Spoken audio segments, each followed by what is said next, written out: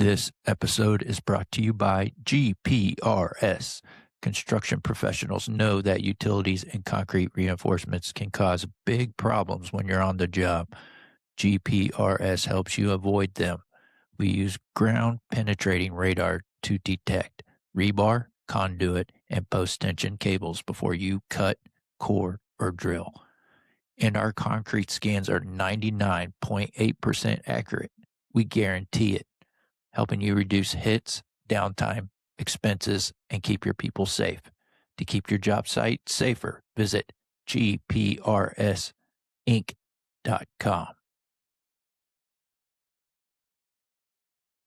This episode is brought to you by Concrete Logic Academy. If you work in concrete, engineering, construction, or ready mix, you already know most of what matters isn't taught in school. That's exactly why we built the Concrete Logic Academy Unlimited Pro membership. You get unlimited access to 25 concrete courses, plus real-world breakdowns, research, and a community of professionals solving the same problems you are. Instead of paying for one course at a time, you get the entire library in one place, built for how you actually work. No travel, no hotel ballrooms, no sales pitches, just practical concrete knowledge you can use on your next project. Start your free trial at www.concretelogicpodcast.com/pro. What's the most used man-made material on Earth? I'll give you the answer. Concrete. This is the Concrete Logic Podcast. Have you ever stopped to think about the sidewalks, driveways, bridges, or the buildings around you? They're all made from concrete. So why don't we discuss it more? In each episode of Concrete Logic, we'll explore a unique concrete-related topic with the help of industry professionals shaping the trade's future. We'll talk with suppliers, contractors, architects, engineers, specialists, and even proponents of competing materials. We'll get their views on concrete and their visions for its future. So get ready to mix things up with Concrete Logic, where we turn the spotlight on the material that's everywhere but often overlooked. This is the Concrete Logic Podcast. And now, here's your host, Seth Tandit.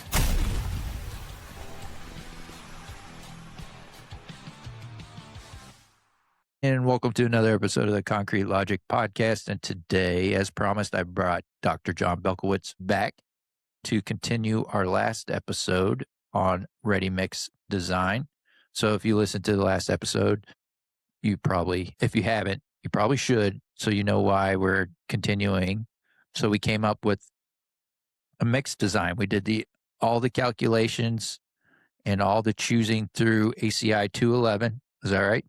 ACI 211. And the way we left it was that although we came up with the mixed design, that mixed design is not necessarily the batch design. So today we're going to go over what adjustments you need to make a batch design. Are you with me so far? Yes, sir. All right. But before we get started, as always, I'd like to remind everyone how you can support the show. First, go to concretelogicpodcast.com. And there's a couple ways you can get a hold of me. At the menu at the top of the page, there's a Ask Seth option on the menu. And you click on that and you can email me topic or guest suggestions, which folks must have been listening because I've already got a couple of those. So I appreciate that. Thank you. And also, if you don't like to write the emails, there's another way you can get a hold of me by leaving me a voicemail, and you can do that by clicking on, there's a little microphone icon in the bottom right-hand side of the homepage on concretelogicpodcast.com. So that's the first way you can support. The second way is on the same homepage, there is a donation button. So if you get value out of this episode or any other Dr. Jon episodes or the other 150 something episodes that we put out there, we can My do. My favorite are the Bob Higgins ones. We were just talking about one yesterday. The one he did on degree of hydration and relative humidity within the concrete and different admixture interactions. It should be one of your courses. That is textbook awesome chemistry information. Sorry, go Yeah. ahead.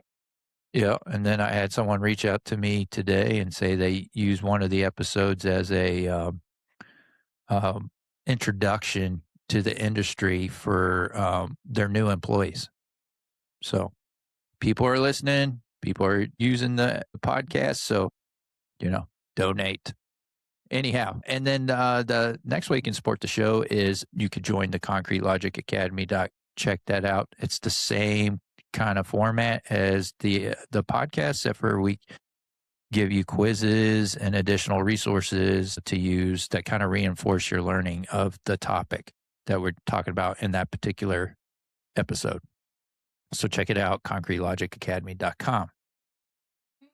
And All wait a right. second. And if you're Yep. doing PDHs as an engineer, because that's coming up, I think you need 16 a year. Concrete Logic Academy has was a 9 PDH system there. Was it 9 or 6? And it's $299, and it's concrete related. I'm a huge fan of the Academy, and I totally recommend you joining it. I appreciate that. We actually have 25 courses on there now. Yep, you got plenty of choices there. All right. So today let's continue on with the ready mix design, and we're going to make adjustments for a batch design. So what you actually use in production. Is that what we're doing today, Dr. John? You look like you're staring off in space. Yeah. So there's no. You're breaking up a little bit. Oh, okay. But I'm staring off into space. That's just my face. So what we did is we did the bookcrete. So I think you'd mentioned it. We took ACI 211, guide for design of normal weight concrete, whatever the heck it's called. Great publication. We went through that last time. We came up with a mix that didn't take into account the moistures of the material and the admixtures. And that's really the last step that we have to take to go from design or paper to what we can use in the batch computer. Now, technically, the batch computer takes care of the sand and rock water content, but I tell you, it's a good idea to know how it works, especially when it comes to our dosages. And we're just dealing with a lawsuit right now where the intended amount of chemical was quadrupled in the back of the truck, and nobody had noticed it until after the fact. And they noticed it because of the change in the mix design. Okay, you look confused already, and we haven't even No, started. I'm going back and writing down the pounds per cubic yard from our last discussion because that's what we're adjusting, right? Looking for those? No, I haven't. So we're adjusting 3 things today. Okay, we're adjusting 3 things: the sand, the rock, and then the water. Okay, so let's start off with the sand. And for our viewers at home, am I allowed to share that presentation window that just gives you the raw materials? Yeah, real quick. So remember again, we're designing for a 6-inch thick interior slab. It's going to be used for a floor, so it's a slab on grade. We need a compressive strength of 4,000 psi. And because it's interior, it's a non-air entrained mix, so we're not going to be using any chemical for that. But they did ask us for the maximum slump allowed, which according to our paperwork is 5 inches. But we're going to design it for a 6 to 7 inch with a mid-range water reducer as part of our design here. Now from this, the lower portion gives us the aggregate information. And what we need from this right now is our moisture content and absorption. For the rock, our moisture is, 1.3%? Where do you get that from? Right here, where it says coarse aggregate. Uh-huh. Man, I did the math wrong. I knew I was going to do that. When it says I coarse asked you before we aggregate, got started, are the numbers right? the numbers are right here, but I screwed up the numbers, which is fine. We're just doing simple math, but yeah, you can't see it. So these numbers are totally correct. So the coarse ag, it's a crushed rock that has a moisture content of 1.3%, and it has an absorption of 0.7%. The sand has an absorption of 1.2%, but a moisture content of 6.3%. Okay. What I'm asking is where do you get those numbers from? Is that from the guy that you buy your Oh, rocket these numbers. from? So absorption is normally given to you by your aggregate provider, or you can hire a third party who does ASTMC 33, and then what is it, ASTMC 136? There's all these ASTMs you use, but you're basically drying out the aggregate, then saturating it, then drying it, and you're taking weights in between to give you what that absorption is. And then the moisture content should be listed on the batch ticket.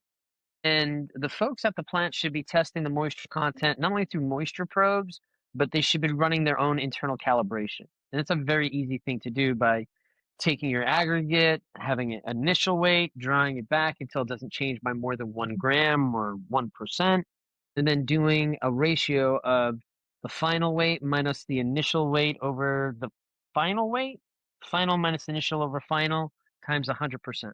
And then I'll give you your moisture content. Okay. I screwed up my math, but these numbers are kosher. So I screwed up this math, but it's no big deal. So the first numbers that we want to do is the new weight of the sand and the rock.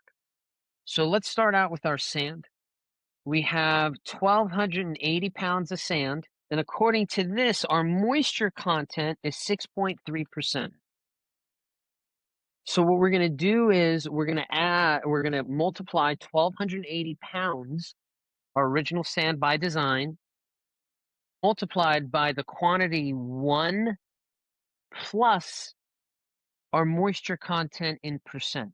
So 1 plus 6.3% divided by percent. And of course, everybody has their calculators out.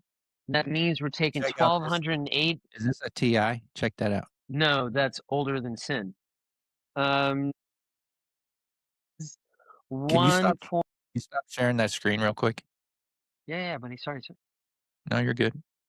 All right, cool. Let me see. I want everybody to see your face. You know, we're Let me on see. with the encouragement of my wife, who's a producer of the show.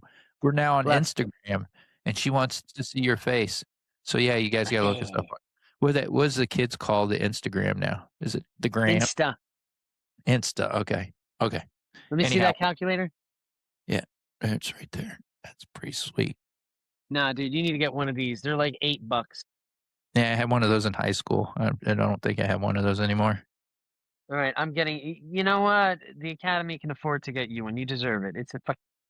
Anyway, so doing that math, you get 1,280 times 1.063. What did you get? 1,280 times 1.063. Well, nobody judging here. Whitney's judging. I'm sure she is. She's much smarter than me. 6. Is that what we're trying to get? What did you get? 6. Well, it's 1,280 pounds times 1.063. So it's got to be a little bit bigger than that.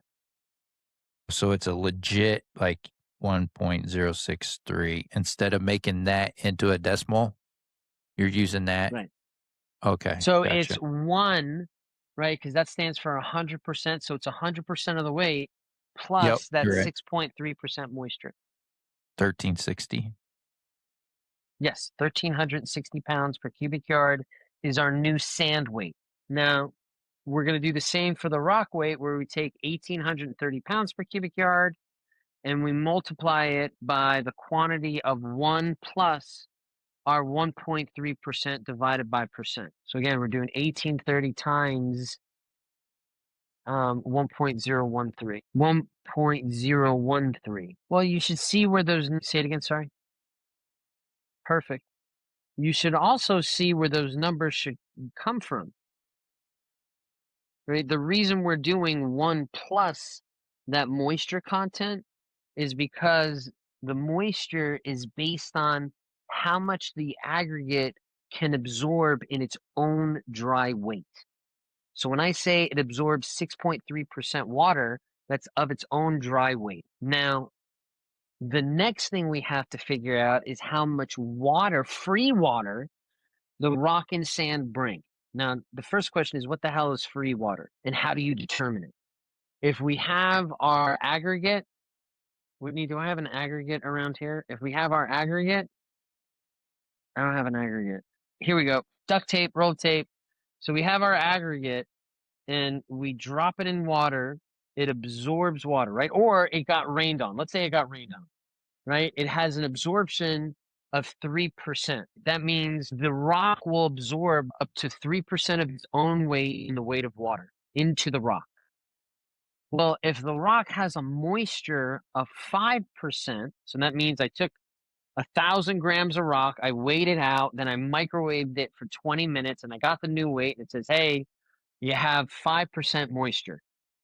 That means there is 2% free water on the surface of the aggregate, because 5% water minus 3% absorption equals 2% free water on the surface. Now, that free water will directly impact our water cement ratio.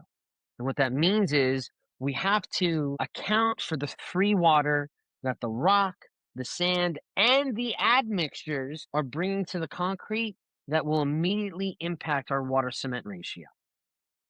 Does that make sense? Okay. So to do that, we take our original weight. So we're going to start with our sand.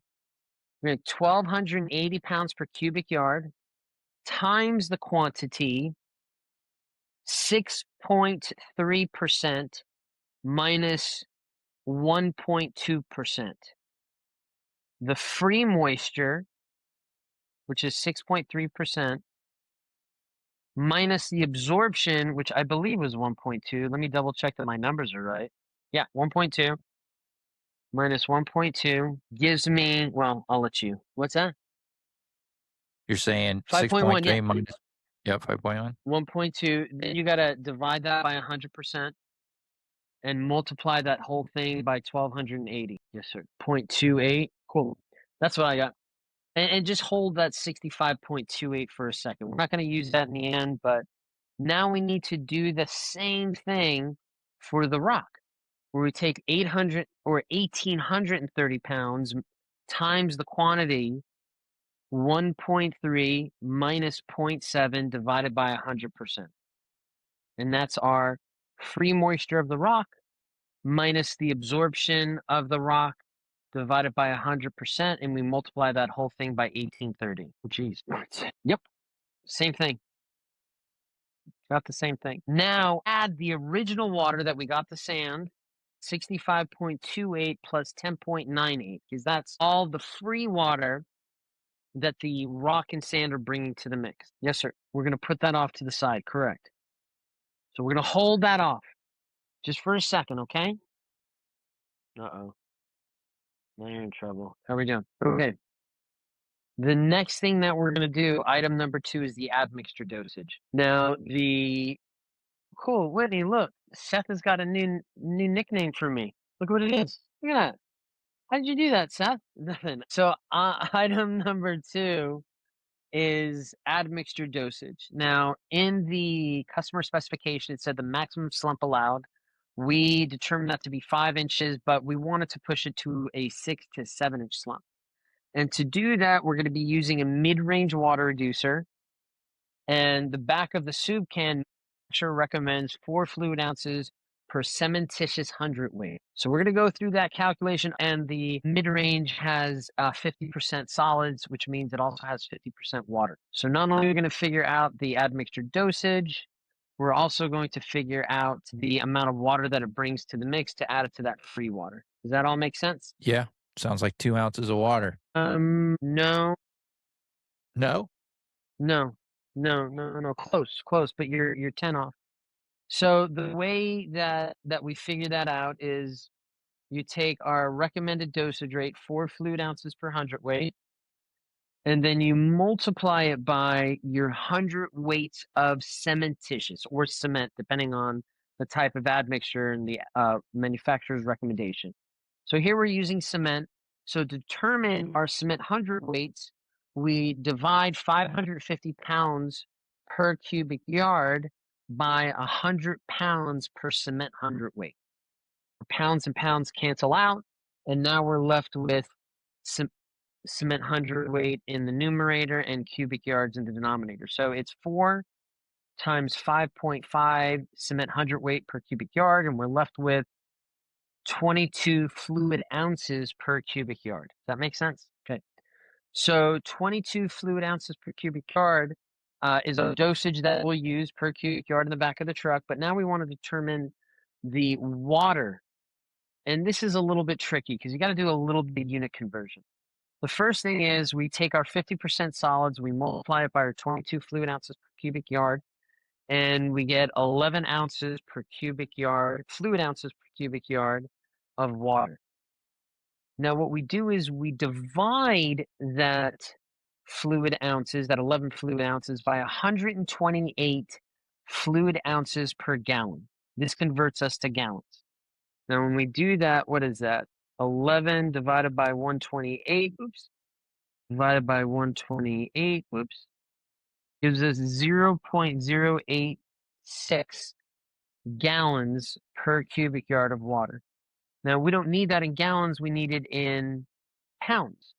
So the conversion from gallons of water to pounds per water is 8.345 pounds per gallon.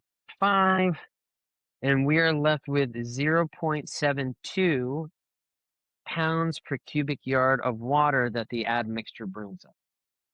Now, please bear in mind the batching computer is going to do this, but as a contractor, as an engineer, you should know how to recognize things and do the math to be able to figure this out with a calculator in the field. So all together, when we add up our 76.26 and our 0.72 pounds per cubic yard, we come up with the total water of 97, and we are going to call that 77 pounds per cubic yard. Did you get that? Right. I just called it 77. This is when we round it up. Our original water was 314 pounds per cubic yard. That's our design water. So to get our batch water, we take 314 pounds per cubic yard minus our free water, which is 77 pounds per cubic yard. And we are left with 237 pounds per cubic yard for our batch water. So what's our final mix design? Final mix. Can you hear the train? Material. And then content. So we got our cement at 550 pounds per cubic yard. We got our rock at 1,854 pounds per cubic yard. Our sand was at 1,360 pounds per cubic yard. Our water is at 237 pounds per cubic yard.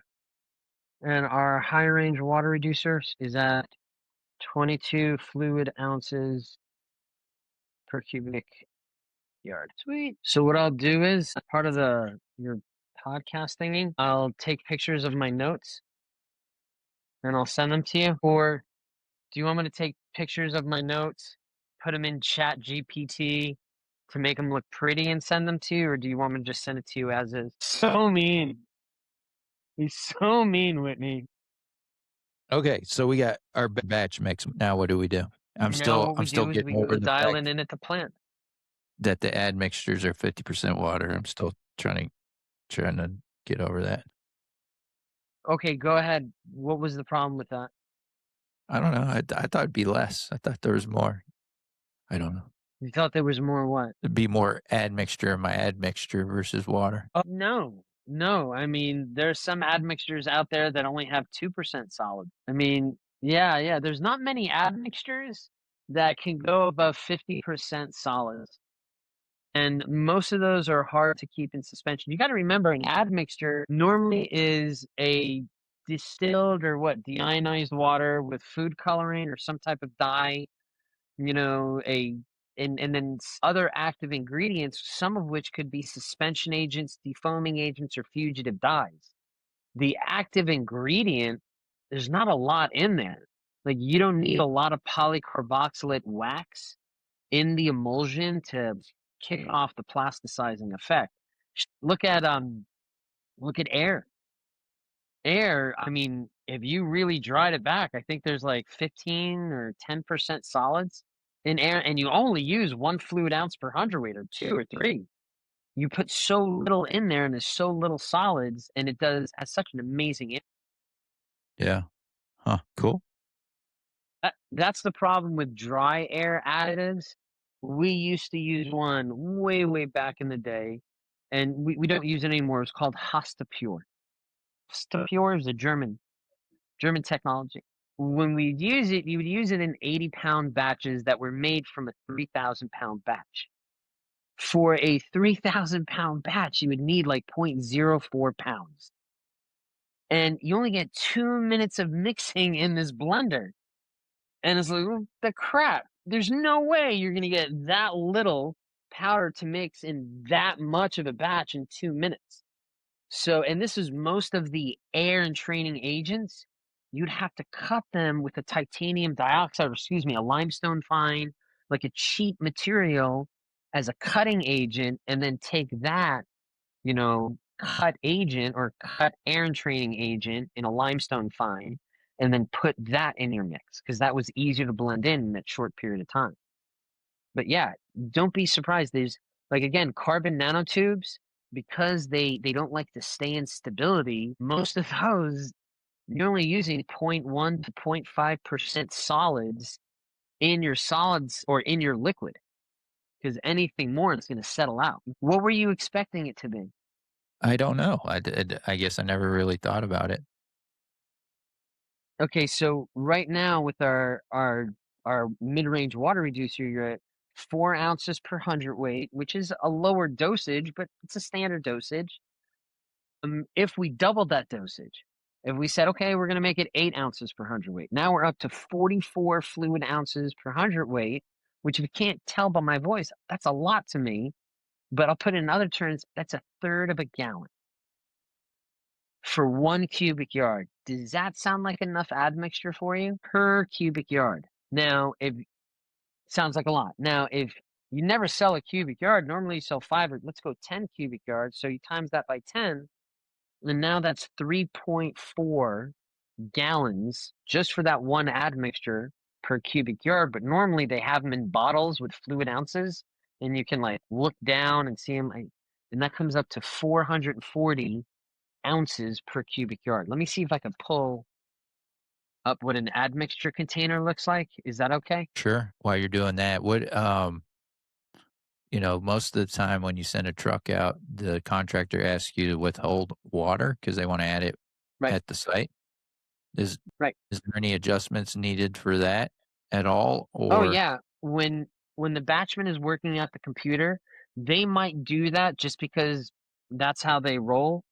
Or that's, the technique that they've been going with, or they have an RPM gauge that tells them how much energy is required to turn the mix. And for a certain mix, if the energy is too high, that means there's not enough water, or maybe the slump isn't high enough, so they can add water. But yeah, at the batch computer, you have this trim or add function. And yeah, you can totally trim and add water based on the customer's needs. Sorry, I'm looking. Oh, is that it? Got this wonderful picture of an admixture in a Connex, or not a Connex. What are they called? Shipping containers. And yeah, let's see. Nope, that's not it. It always happens. You want that perfect presentation, and you can't find it when it counts. What editing are you going to have to do, sir? You're being mean. Whitney, he's being mean today. Here we go. I found it. Jeez. Okay, so mm, let's see. Let me take this out. Let me take this out, and then I'll just make this a big old picture. Why do you have to do? Oh, because I'm wasting time. I'm worth it. Tell your wife I said thank you. Is she the one who edits? Okay, so this is an admixture dispensing system, and on the opposite wall, you have cameras that are looking at these. And those metrics, so these are, I believe these are Crezo admixtures. Yeah, they're Crezo right there. The Tard 125, the Optima 2, whatever, 256. So this is an older picture. But all these markings on here are in fluid ounces. So there's a camera on the opposite wall, top of these pumps, or top of these bottles. Pony bottles or way up bottles are connected to much larger tanks. And you can see like the pumps are right here on the bottom right. So these get filled up for every batch of concrete, 5 cubic yards, 10 cubic yards. And before the plant manager releases it, he'll make sure, or the batchman releases it, he'll make sure that the correct amount of admixtures are weighed up from the video camera. And then he'll press the release button. So if you went anything higher than about, I don't know, we went to, what did I say, 10 ounces per hundredweight? If you went anything higher than, dude, let me just do the math right quick. So that's 600. So you see the highest number here is 900. Looks like 950 fluid ounces on the Optima 256. So 950 fluid ounces per batch is, and we have a 10 cubic yard batch. Let's say we do a 5 cubic yard batch. That means we're going to need 190 fluid ounces per cubic yard. And if we did that in our current cement hundredweight, that's 35 fluid ounces per hundredweight. So if we went above 35 fluid ounces per hundredweight, which, hey, I've used admixtures that gone up to 165, you can't use this current admixture dispensing system. You'd have to design, and they have things out there, but you have to use something that's not off the shelf. 8 to 12 ounces per hundredweight. Sometimes you'll see stuff go up to 32. And that's normally your accelerators, they go in percentages. 1% can be 12 to 16 ounces per hundredweight. So if you have 2%, that's 32 ounces per hundredweight. Well, if they're putting that much in, they can't do a 10 cubic yard batch because they don't have the bottle size for it. So they'll go all the way down to a 3 or 5 cubic yard batch so they can fit it in the bottle. Does that make sense what I just said? Sure did. That's why they call me Concrete Adamus. Whoever they are. It's right there. Okay, I see it. All right. Well, did we? I think we covered everything we said we're going to cover today. That was interesting. We did have someone reach out and wanted to know about the adjustments you make for admixture, so I think we checked that one off, and appreciate you explaining that. We did want to talk about the that chart, but I kind of closed that out. So if you want to bring that next time or the next time we have a talk, that would be awesome. Yeah, we can certainly do that. All right. Well, Dr. Jon, thanks again for coming on the show. I appreciate it. Folks, until next time, let's keep it concrete.